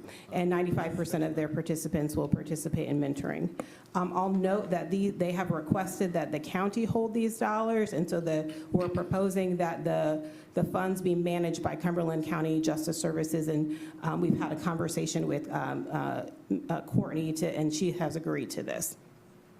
So in summary, These are the summary funding recommendations: $200,000 to Carolina Treatment, Myover Reese, $200,000, North Carolina Harm Reduction, $199,990, $80,000 for year one for Fayetteville Family Drug Treatment Court. So that's a total of $679,990. And then if the Family Drug Treatment Court performs well in the second year, we want to be able to grant them those dollars, but we want that to be contingent on year one performance and the ability to utilize those funds in the way that the grant is outlining, or that the MOU outlines. So what we're asking for tonight is two things. The MOU requires a budget resolution and a grant project budget ordinance amendment, which is number budget ordinance B230175, and we need both of those things to utilize the funds. And so the budget resolution also to utilize the dollars also includes the items that you approved back in August, but we needed to go back and revise that so it to meet the state standards for how the budget resolution appeared. What we approved in August, they would like it in a different format than what we presented in August. So the proposed budget resolution includes the $70,000 you all gave us the green light to go ahead on in August. That was for Narcan distribution and syringe exchange.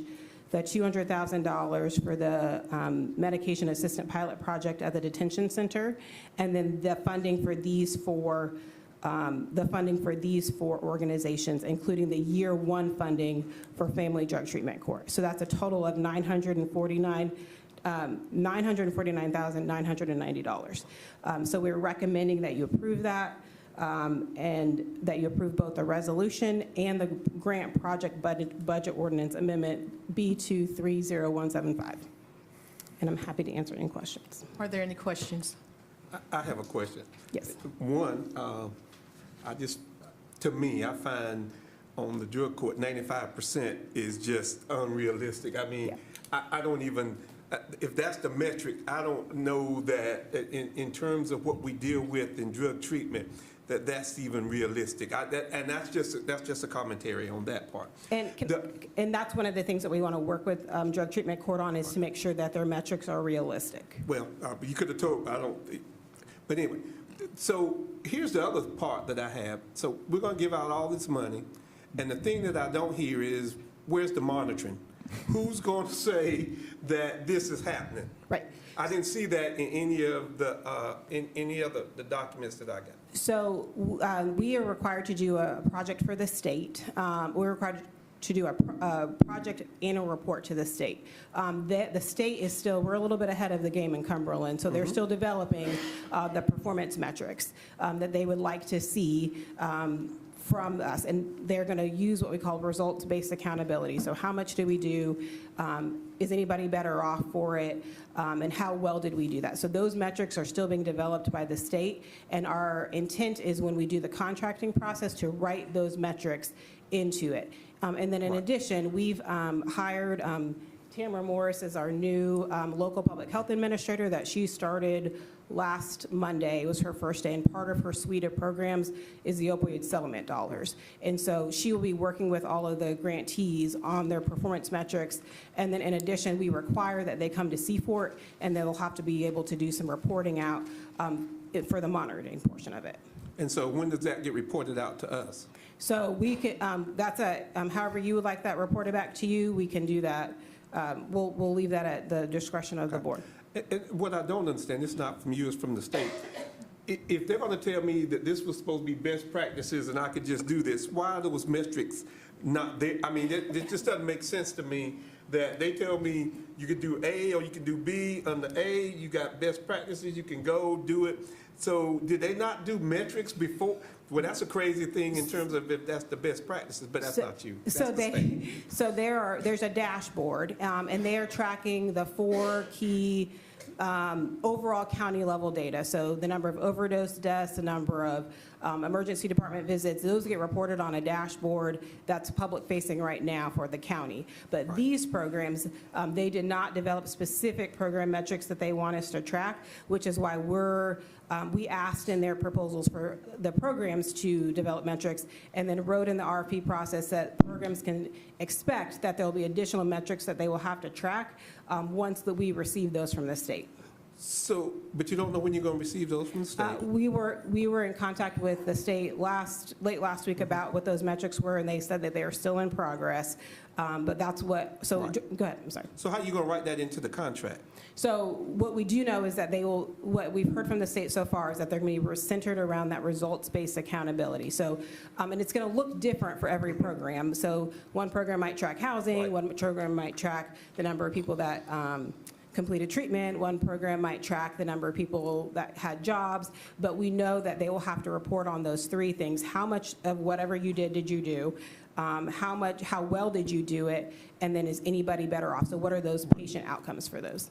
And the last one was, because I guess you told us, because former Commissioner Evans always asked that question about cocaine, alcohol, and all that.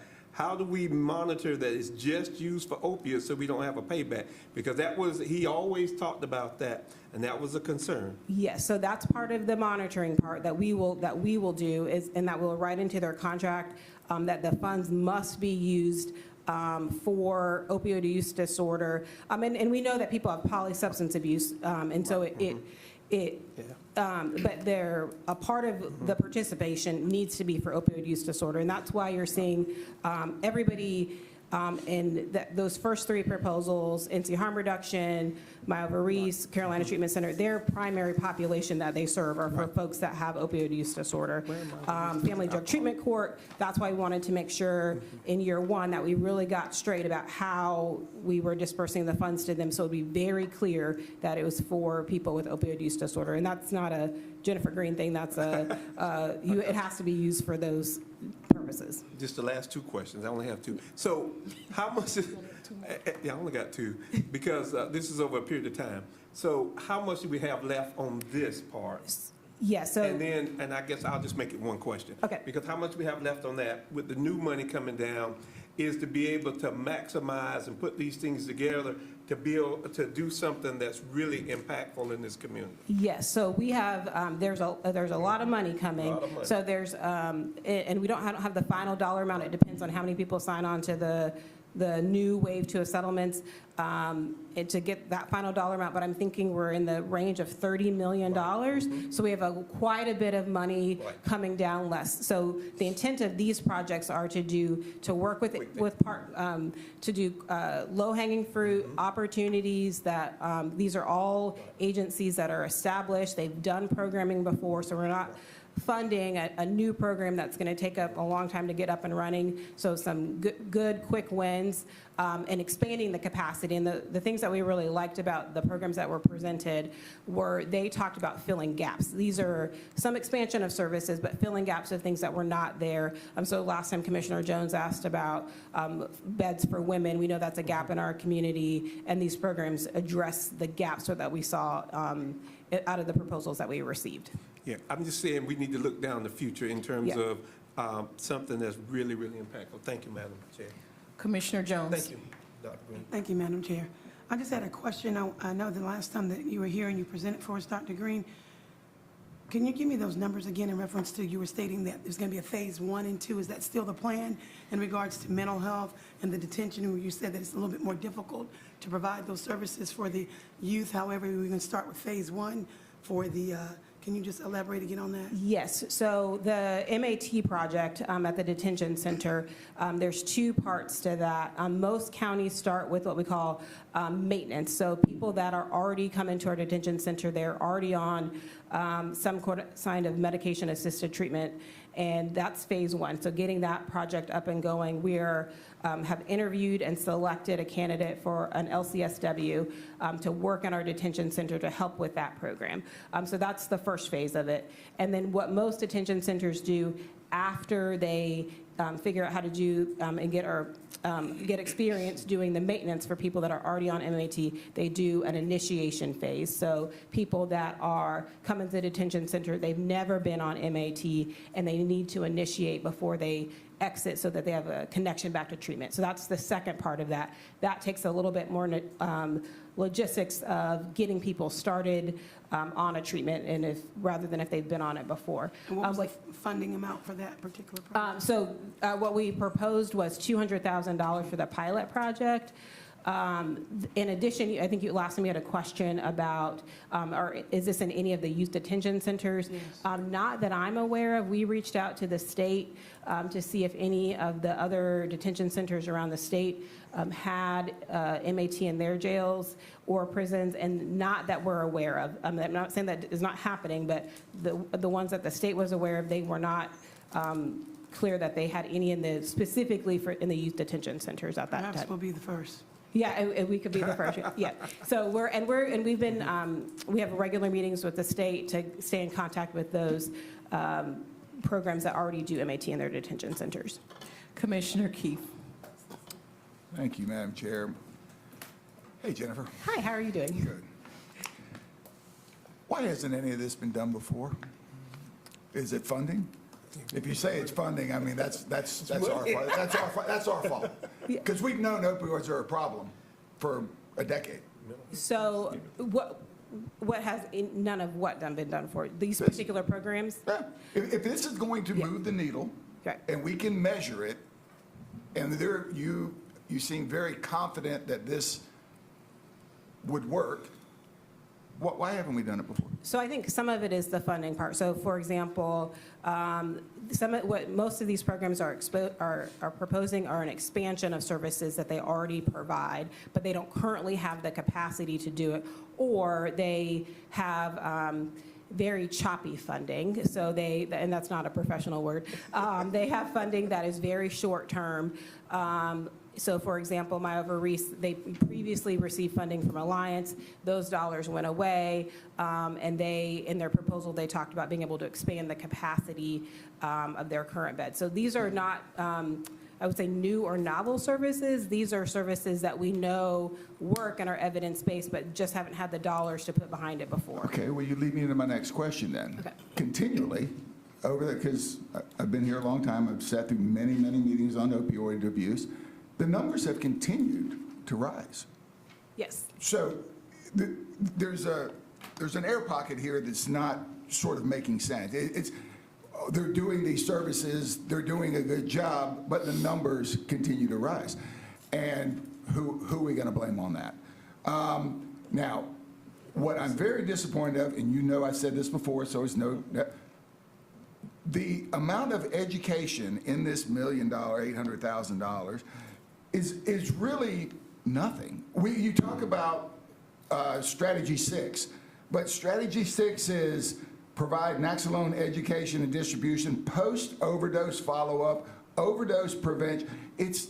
I look at it as it takes our children to understand the effects of opioid. Most of us grew up at a time where parents smoked and they didn't wear seatbelts. Well, today, our kids know that that's not healthy for you and seatbelts are good. This is the equivalent of putting a seatbelt on somebody who's already gotten into a car wreck. This is the equivalent of giving money for lung cancer treatment for somebody who smoked their whole life. The education component is so important if we really want to move the needle. I have a daughter who's in 9th grade in public school. They don't talk about opioids. They don't talk about it at all. Do you know, Jennifer, do you know I know I'm catching you off guard, but do you know the average age of an overdose patient in Cumberland County? I do not off the top of my head. What we do know is that they're disproportionately high among our young adults, so the 25 to 20. Yeah, you're right. And a disproportionate part, there's a lot of women, more women than actual men who are overdosed. I just know the state numbers. I'm really not sure of the county numbers, but I believe the opioid deaths, I know the emergency calls have continued to rise. I'm not sure what the deaths are, but it truly affects low-income folks I mean, it does. Yes. And it's out there, and we don't know if these people are homeless, drug addicts, mental health people, or citizens that have these things.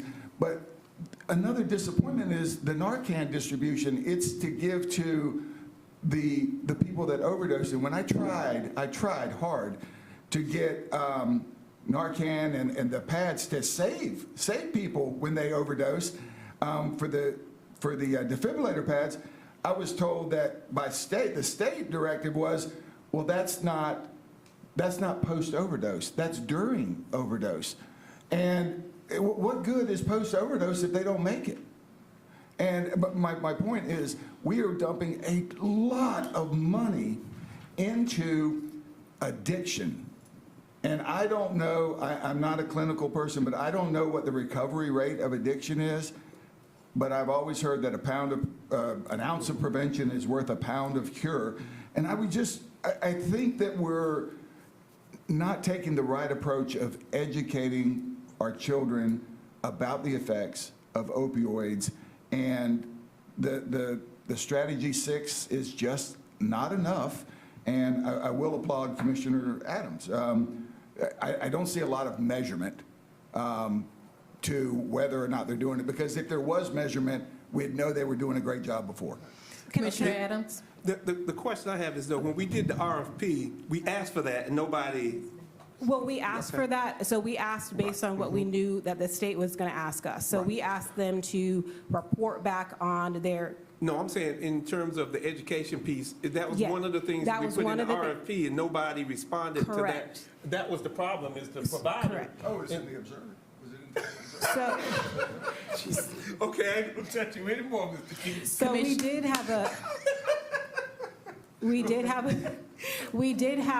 did request proposals for the prevention strategy, and we didn't get proposals in that area. But one of the pieces that we have in our C4 meeting is we have a grant section of our meetings every month.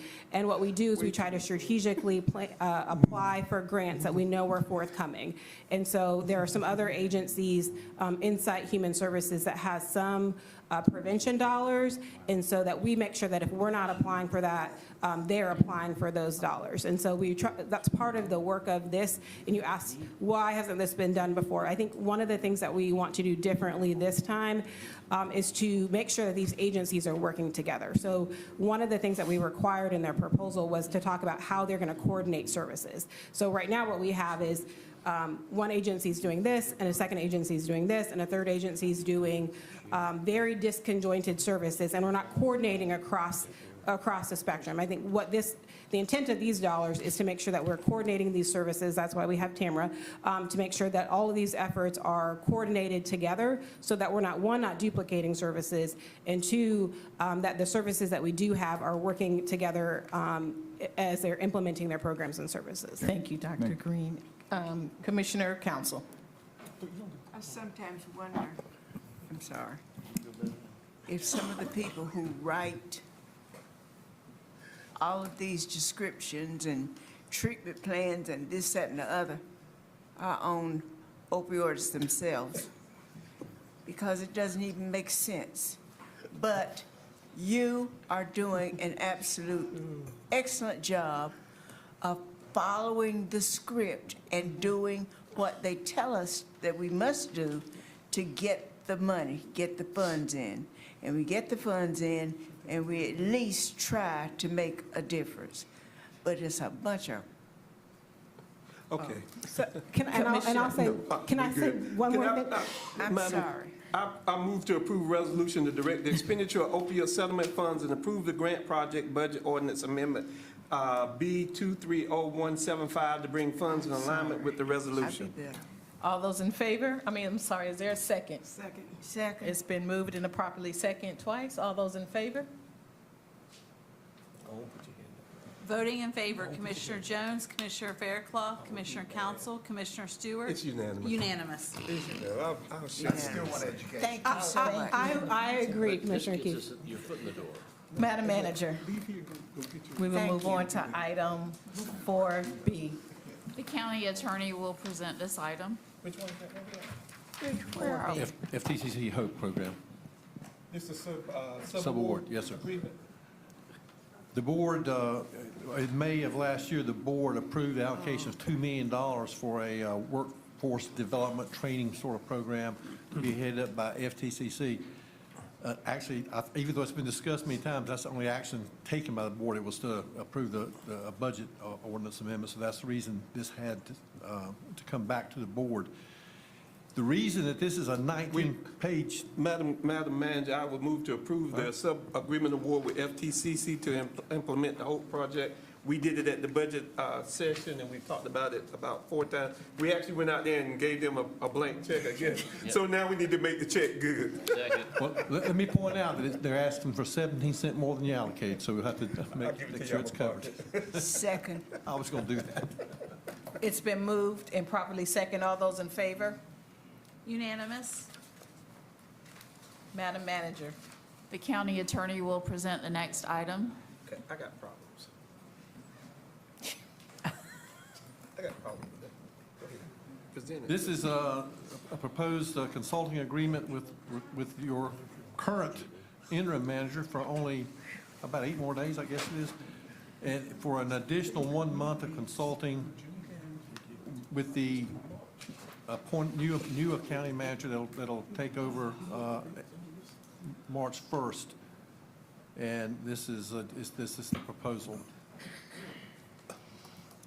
Are there any questions? I got questions, Madam.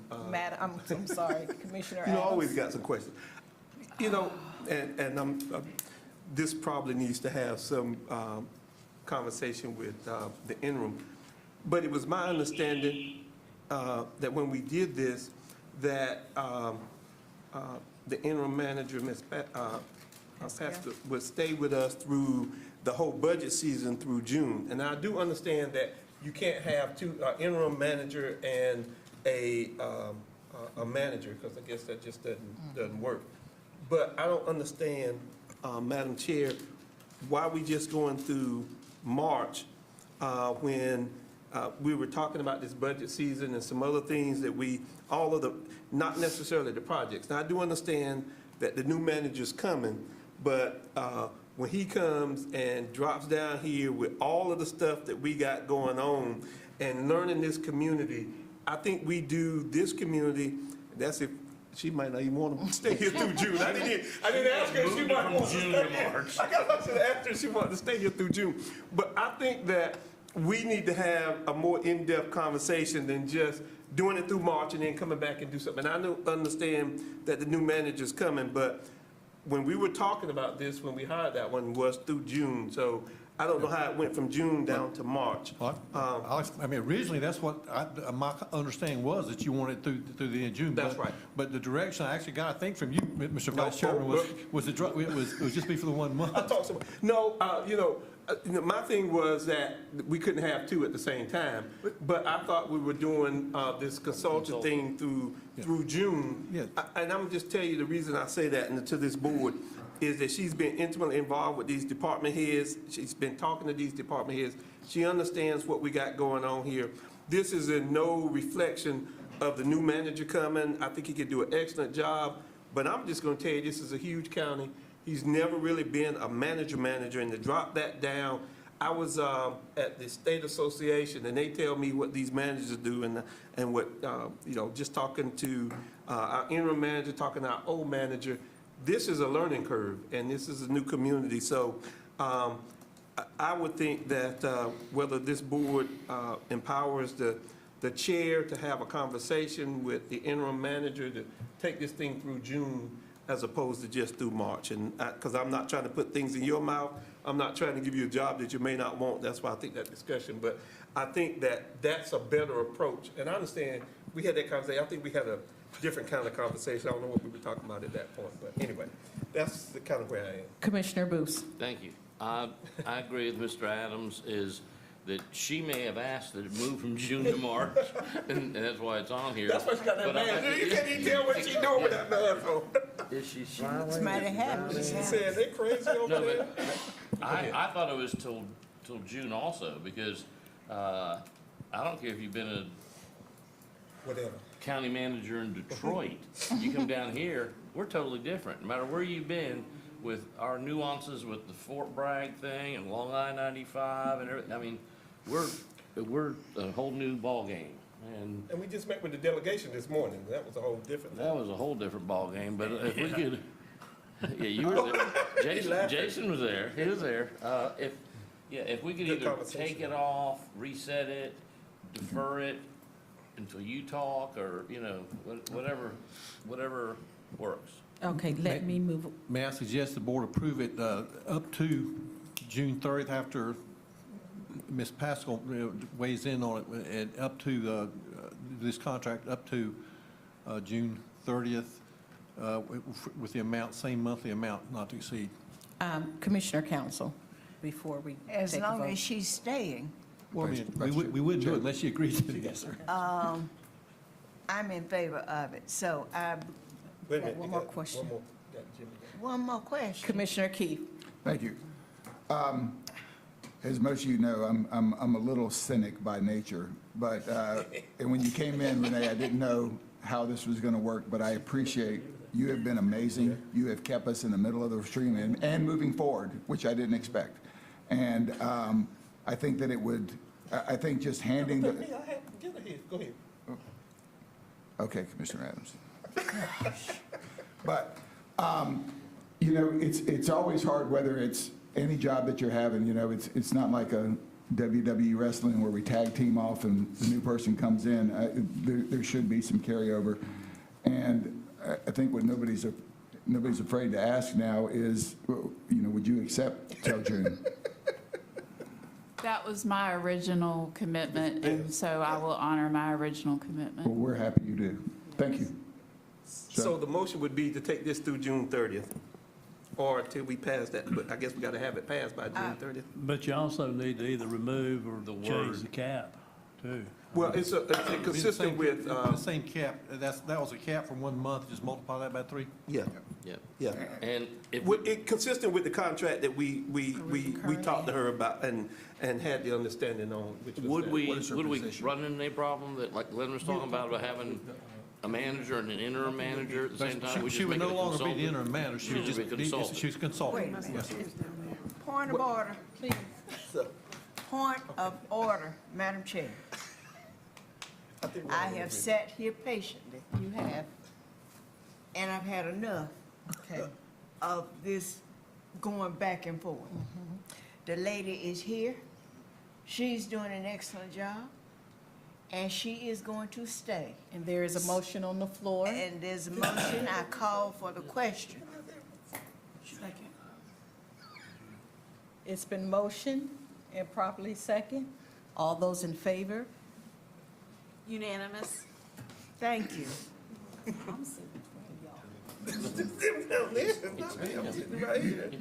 You set the dice. Madam Manager. I do want to say thank you for your kind words. It's been a pleasure. Thank you. Thank you. Yeah. Madam She tried to Manager. call you your last meeting. She said, should I tell everybody this is her last meeting? Y'all stop joking. Commissioner Keith requested that this item be placed on the agenda. It's a resolution to develop an affordable housing plan. The staff shared some concerns with the resolution as written, and Commissioner Keith agreed to revise the resolution to address those concerns. That resolution was emailed on Friday, and there is a hard copy at your place. Thank you, Madam Chair. I have a question. I understood that there were some changes to the resolutions, but I don't think that the changes were made in the copy we received. That's the red line, I think, they redlined it, I think. They took it out with the red lines. Okay, so the meeting all of that. Yeah, if you look on It's page 3, the changes are on that Yeah. page. Okay, I was under a different impression. Okay, so we all have it, and I will call on Commissioner Adams. Madam Chair, I would move to approve the resolution to develop an affordable housing plan that you have, which focuses on the availability, stability, and security of housing options for Cumberland County residents, that was proposed by Commissioner Keith. It's a great start in the right direction. I think we still got some other things we need to do with it, but I think it's a great start in that direction. Thank you, Commissioner Adams. I'd like to second that, and making available affordable housing this is a first step, I believe. It's been motioned and properly second. All those in favor? Unanimous. Okay, we will now call on the vice chairman for nominations. The very first one is the Civic Center Commission, and I will tell you that the Civic Center Commission had asked, and that we waive the 2 consecutive terms pursuant to Rule 29 of the board's rules of procedure. You remember that at the last one, I was not in agreement with that, but I'm just one vote. So that, I guess in terms of the nominations, I don't know if anybody's going to nominate any of those folk that were on that term. If so, then we'd have to do that. But one of the positions is a farmer position. I don't have a farmer. I didn't know that till Mr. Keith told me, but. Lester McNeil was here a minute ago. You could have gotten him. He said he's under the weather. He's under the weather. He's under the weather.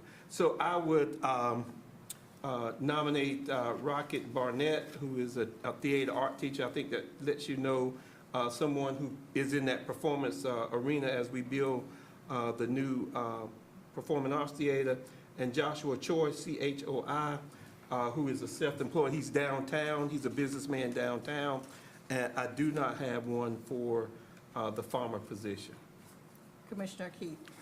Thank you, Madam Chair. I've been intimately involved with the Civic Center Commission for a number of years, and I've seen this board, and this is a very good board. Ms. McNeil and Mr. Parks have both been intimately involved in the new process. They've been very supportive of what we've been doing, and that both have been former chairs of the Civic Center Commission and have shown great leadership in there.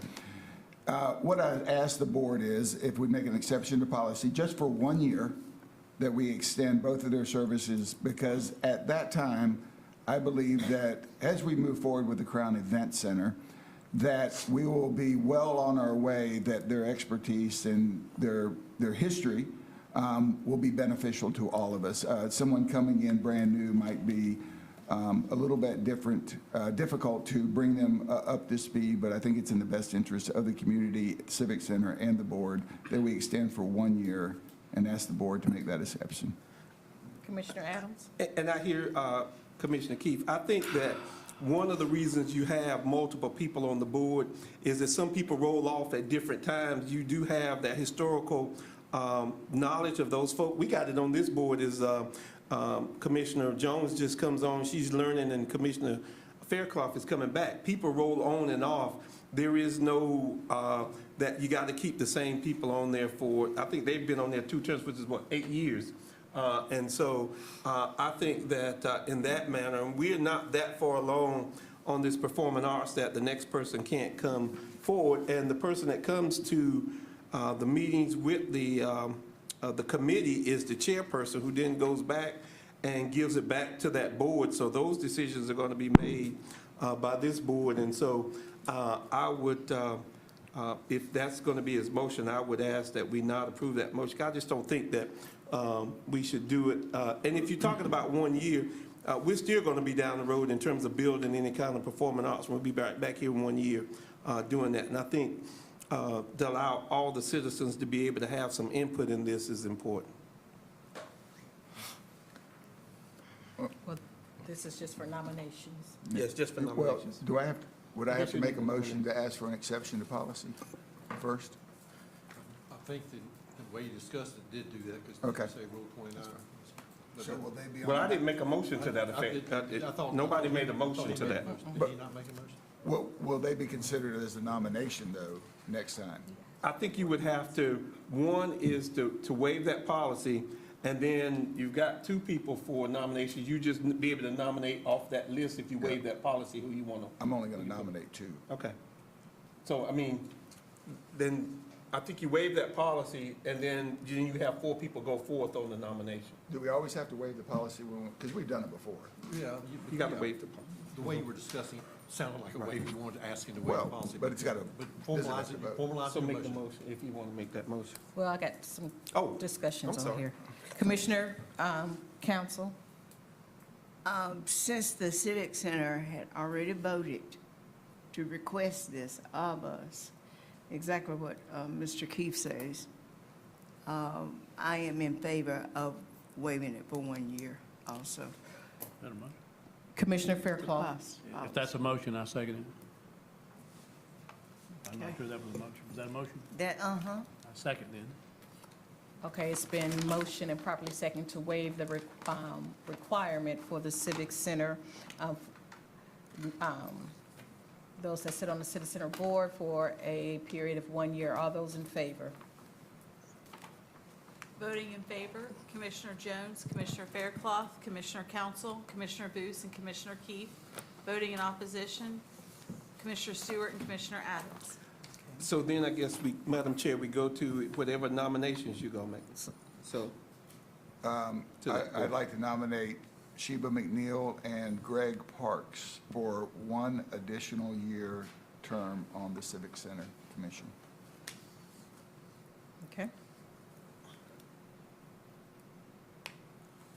that still leaves a farmer position, because neither one of them, I would Mr. think, would be a Gillis. farmer. He didn't do Mr. Gillis.